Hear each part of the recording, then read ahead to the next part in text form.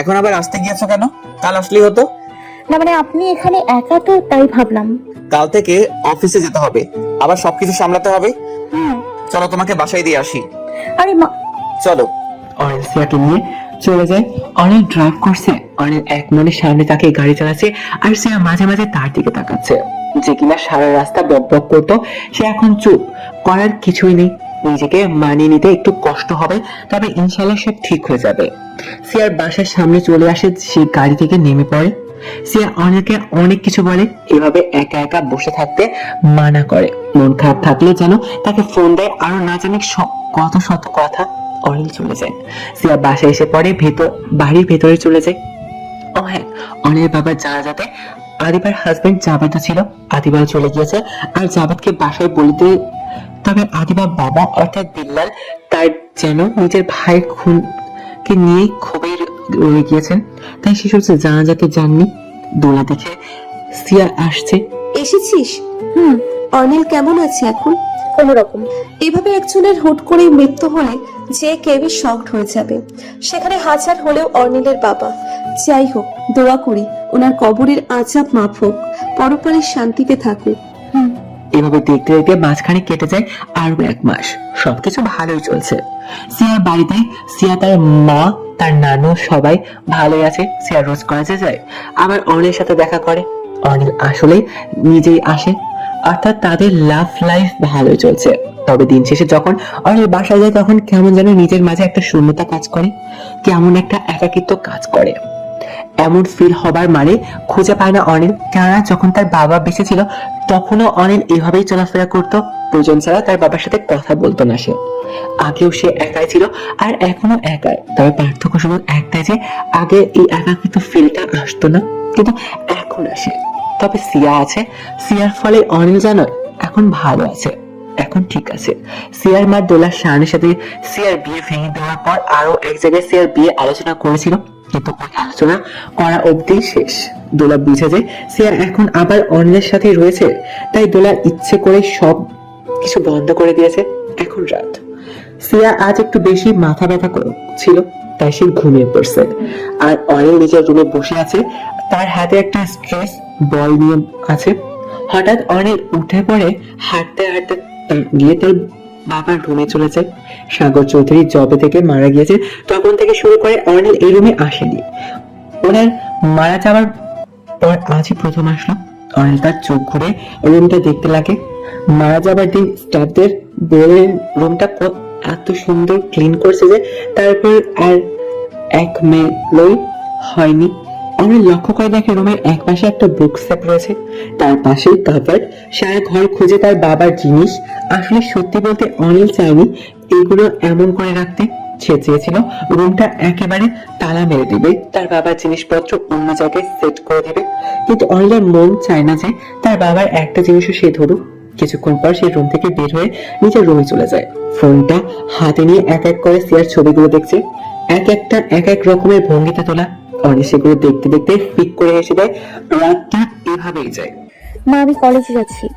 কিছু তো খেয়ে যা। সিয়া ফলের ঝুড়ি থেকে একটা আপেল হাতে নিয়ে নিল, আর তা খেতে খেতে বের হয়ে পড়ে। কলেজে গিয়ে দেখে বেশ কিছু স্টুডেন্ট একজোট হয়ে বসে আছে। সিয়া এগিয়ে গিয়ে সবগুলো গোল হয়ে বসে আছে, আর একটা মুখ খালি চিন্তার ছাপ। এটা কি হয়েছে? সবগুলোর মুখ এমন কালো কেন? আজকে থেকে টেস্ট আছে। কিসের টেস্ট? আরে টেস্ট পরীক্ষা। ও আচ্ছা, তাহলে আমার আর কাজ কি? আমি জায়গা এই খারা কই যাস? টেস্ট আছে, আগে বলবি না? আমি কলেজে আসতাম না। আরে আমরা কেউই জানি না, এতক্ষণ ক্লাসরুমে ছিলাম, হঠাৎ স্যার এসে বলে যে আজকে নাকি আমাদের সারপ্রাইজ টেস্ট আছে। হ্যাঁ, বাসটাই সারপ্রাইজ। আমি কিছুই পাই না, কেউ দেখে আমারে। এ মরণ আমার, নিজেই পাই না ভাই, আমি ডাহা ফেল করবো। আর আমি তো যেমন হাইস্ট পামু। আমি সত্যিই থাকবো না, আমি চলে যাব। আমি কিছুই পারি না, সারপ্রাইজে খেতা পড়ি। আগে যদি বলতো তাহলে একটু পরে আসতাম। কিছুই পড়ি নাই, পারি না। এখন তাহলে কি করুন? মরি বাইজা বালু খা। এই শোন, একটা বুদ্ধি আছে। যাক, তোর কুবুদ্ধি মানে সুবুদ্ধি উদয় হইল এতক্ষণে। সিয়া ঠাস করে একটা বসে দেয় অনুর পিঠে। তোমার তো তাও নাই, আবার চাপা মারো। এখন শুনো, আমরা এখানে মানে আমাদের গ্রুপে মোট 4 জন আছি, তাই না? আল্লাহর ওয়াস্তে চোখ দুইখানা বন্ধ কইরা 4 জন 4 দিক দিয়া দৌড় লাগাবি, বুঝছস? কেউ থামবি না, কোনো দিক তাকাবি না, সবাই তাকায় থাকে, তাও দৌড়ে পালাবি। আর শোন, কেউ যদি থামোস তাহলে মনে রাখিস আজকে কিন্তু কলেজের শেষ দিন না, আরো দিন আছে। আগামীকাল এসে প্যানানি খাবি। এখন জাগা। সবগুলো মাঠে বসেছিল, এক এক করে যার যার ব্যাগে হাত নিয়ে উঠে পড়ে। গুণের সাথে সাথে দৌড় দিবি, তারপর কলেজের বাইরে আয়, দেখা করি। আচ্ছা 1 2 3। ষাঁড়গুলোর বহুদিন বাইধা রাখার পরে হুট করে ছাড়া দিলে এইভাবেই দৌড়ায় না, যা আজ এই 4 গরু মারে 4 জন মিলে দৌড় দিছে। মানে সব ড্রাইভ ভাঙ চূড়া দৌড়। সোয়াদের আর কোনো হদিস নেই, এই যে সে দৌড় দিয়েছে তো দিয়েছে। শান্তি আর অনু কলেজের পেছনের দিকে দৌড়ে, সিয়া যেদিক দিয়ে এসেছে সেদিকে দিয়ে দৌড়, অর্থাৎ 4 জন 4 দিকে।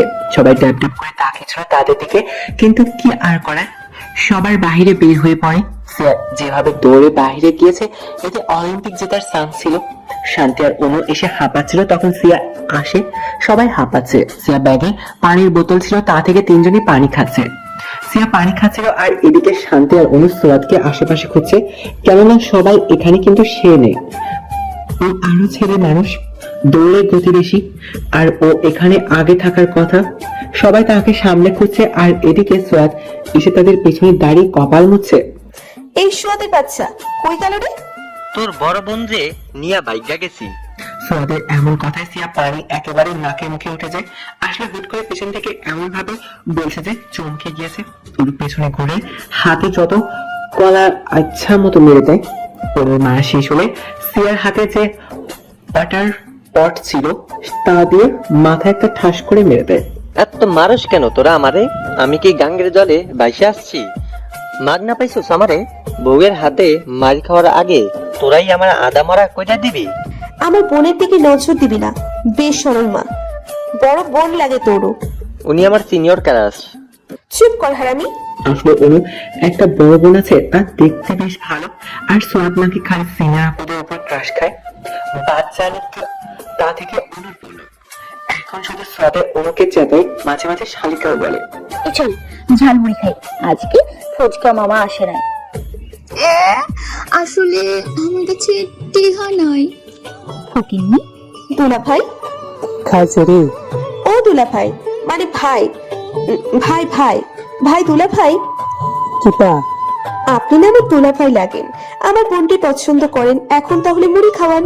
দুলা ভাইরা শালিদের কত কিছুই না কিনে দেয়, খাওয়ায়, আপনিও কিনে দেন। ও দুলা ভাই, ভালোই পেস মারতে পারো, জীবনে কইরা খেতে পারবা? কি তুই ঝালমুড়ি খাবি? আরে বাবা আনতেছে তো। সোয়াদকে ঝালমুড়ি আনতে যায় আর এদিকে 3 জন দাঁড়িয়ে দাঁড়িয়ে আড্ডা দিচ্ছে। কিছু সময় এইভাবে থাকার পরে হুট করে একটা বাইক এসে সিয়ার সামনে দেয়। কিছুটা চমকে গিয়ে সবাই কয়েক কদম পিছিয়ে যায়। অনিল সে লাইলাকে মজনু আয়শা গেছে। আফা, এখন কি আপনি চইলা যাইবেন? জানি না, দেখি কি বলে। আরে নিয়ে যেতেই তো এসেছি তোকে। এই শোন না, আমাদেরও নিয়ে যা তোদের সাথে। হ্যাঁ আয়, না করছে কে? আমাদের বাইকের পেছনে দড়ি দিয়া বাইন্দা নিয়ে যাই। আয় আয়। হ হ, যাও তুমি। সিয়া অনিলের দিকে এগিয়ে যায়। অনিল জ্যাকেটে হাতা গুলো উঠিয়ে নিতে নিতে বলে ওঠে, এই মেয়ে কলেজ টাইমে বাইরে কি? আরে ধুরু, এত পড়াশোনা করলে কেডা এত বড়লোক হইছে? ফাইজলামি কম করো, আমি কি বলি? বাইরে কি এই সময়?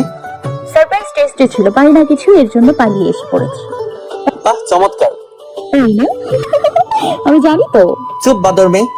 অনিলের ধমকে সিয়া চমকে যায়। উঠো। না, কি? উঠছি। সিয়া বাইকের উপরে উঠে পড়ে, তখনই সোয়াদের হাতে 4টা ঝালমুড়ি আসে। এসে দেখে সিয়া বাইকে উঠছে। সে সোয়াদকে বলে, আমি যাই, আমার ভাগেরটাও তোরা খেয়ে নিস। সিয়ার এটা বলার সাথে সাথেই সোয়াদ অনু শান্তির মাঝে ঝালমুড়ি নিয়ে কাড়াকাড়ি বেঁধে যায়। এটা দেখে অনিল নিজেও মুচকে এসে দেয়, তারপর সাই করে চলে যায়। সিয়া অনিলের পেছনে বসে তার কাঁধে এক হাত দিয়ে রেখেছে। আচ্ছা, আমরা কোথায় যাচ্ছি? তুমি কোথায় যাবে বলো? পার্লার। হোয়াট? সেখানে গিয়ে সংসারতে হবে না। আরে ঘোড়ার আন্ডা, আইসক্রিম পার্লার। তো আইসক্রিম বলতে পারো না? আপনি মুঝে নিতে পারেন না? হাই রে চাপাবাজ রে, অনিল সিয়াকে আইসক্রিম পার্লারে নিয়ে গেল। সেখানে গিয়ে ধপ করে বসে পড়ে 3টা আইসক্রিম অর্ডার দেয় সিয়ার জন্য আর অনিলের কোল্ড কফি। সিয়া আসতে দেরি, কিন্তু তাতে হানা দিতে না। সিয়া খাচ্ছে আর অনিল তার দিকে তাকিয়ে আছে, মাঝে মাঝে কোল্ড কফিতে চুমুক দিচ্ছে। যদি আমার পেটে সমস্যা করেছে দেখেন আমি আপনার কি করি। আন্টি জানি এগুলো? এই যে আপনি যে এত সুন্দর করে কলেজ বাঙ্ক করেন। এমন ভাবে জানি না, তবে কিছুটা টের পাই। এছাড়াও আম্মু আমাকে কিছুই বলে না, আমি জানি। দাঁতে আইসক্রিম লেগে আছে। খেতে দে আমাকে। আল্লাহ, যেভাবে পালিয়ে এলে এর থেকে ভালো হতো যদি একটু মনোযোগ দিয়ে পড়াশোনাটা করতে। আপনি কি আগে মাস্টার মশাই ছিলেন নাকি? ওই যে টাক মাথা, ভুঁড়ি, রাগী মুখ। আরে ওই যে গোপাল ভাঁড়ের পণ্ডিত ওরফে মাস্টার মশাইয়ের মতো। তুমি জানো তুমি খুব বাজে বকো। হ্যাঁ, ভালো হয়েছে। বাড়িতে ভাঙ্গা রাস্তা। আজকে আপনাদের অনেক সুন্দর লাগতেছে, মানে অ্যাশ কালারের জ্যাকেট পরেছেন তো, তাই আরো বেশি হ্যান্ডসাম লাগছে। আচ্ছা, আমি না একটা কথা ভাবছি, আমি একদম ক্লিন শেভ করব, মানে এই যে খোঁচা খোঁচা দাড়িগুলো রাখবো না। কিসের মতো লাগবো আপনি জানেন? ছোলা মুরগি। এই বলে সিয়া হেসে দেয়, এমন ভাবে হেসে যে সিয়ার হাসির শব্দে অনিল নিজেও হেসে দেয়। আস্তে হাসো, কাশি উঠবে।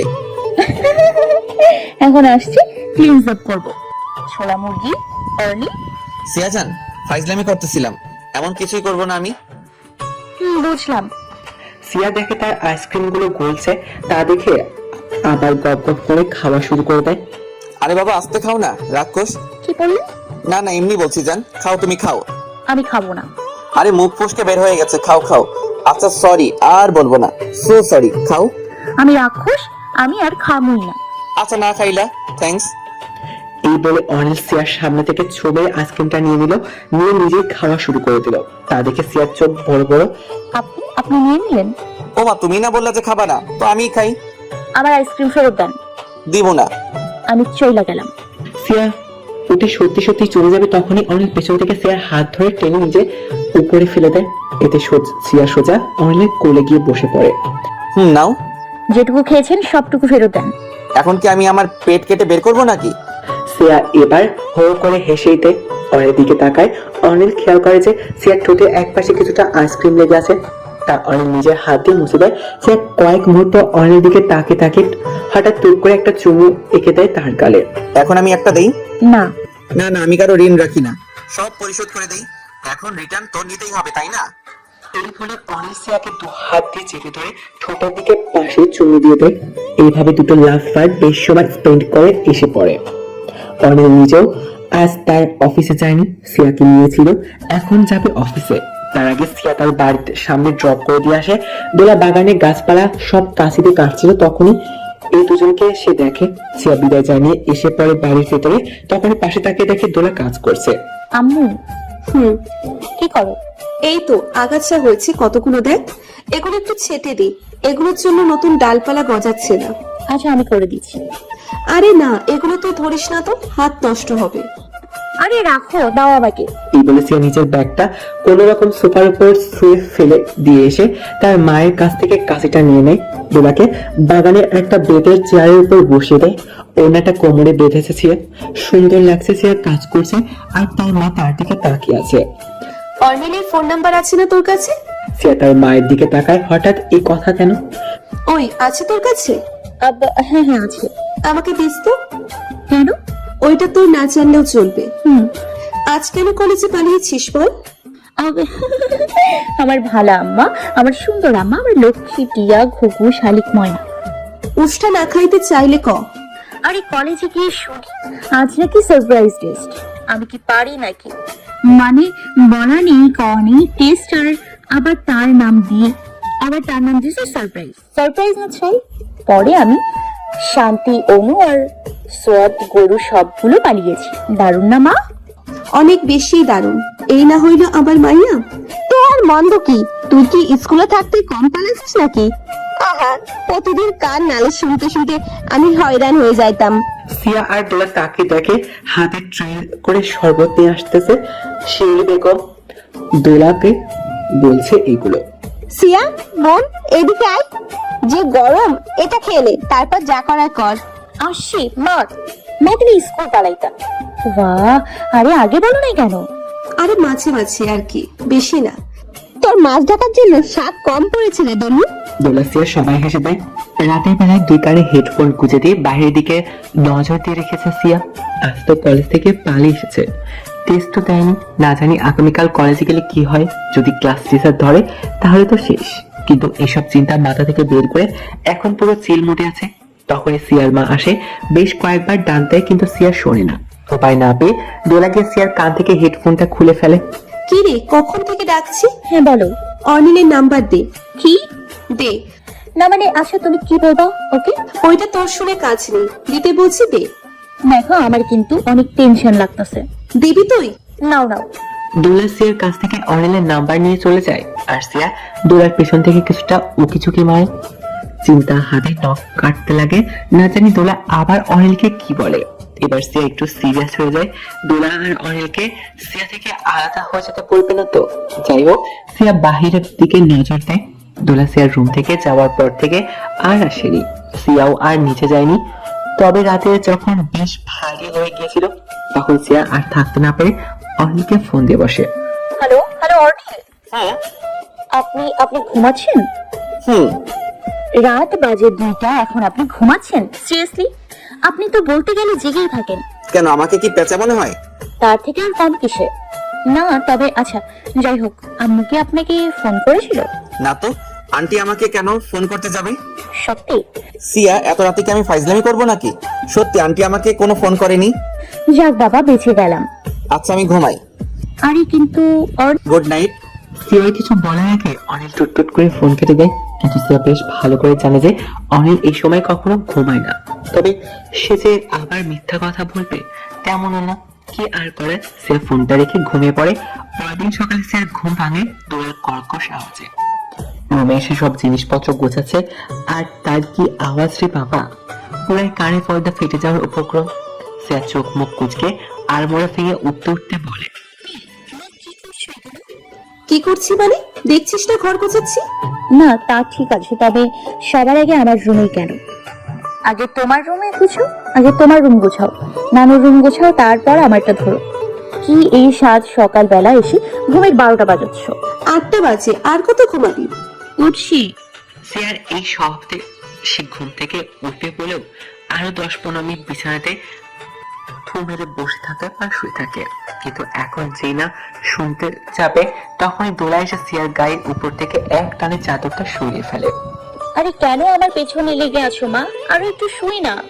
জুতার বাড়ি খাবি। সিয়া উঠে পড়ে, ওয়াশরুমে গিয়ে ঠাস করে দরজা লাগিয়ে দেয়। প্রচুর ঘুম পাচ্ছে। সিয়া এক প্রকার ব্রাশ করছে আর ঝিমোচ্ছে। তারপর প্রায় 40-45 মিনিট সময় লাগিয়ে ফ্রেশ হয়ে এসে পড়ে। এসে দেখে রুম একদম ঝকঝক করছে। আরে বাহ, আম্মু তো হেভি ফার্স্ট, সুন্দর সাজিয়েছে রুমটা। সিয়া তার ব্যাগটা গুছিয়ে নিচে রেডি হয়ে নিচে নেমে পড়ে। খেতে বস। সিয়া খাবার টেবিলে বসে খাবার প্লেটে তাকায় আর তখনই যেন তার 440 জ্বর এসে পড়ে। খাবারে কলরার তরকারি, করলা ভাজি, ঝিঙা, পটল, লাউ এগুলো। সিয়া একবার তার মায়ের দিকে তাকায় আর একবার তার খাবারের প্লেটের দিকে।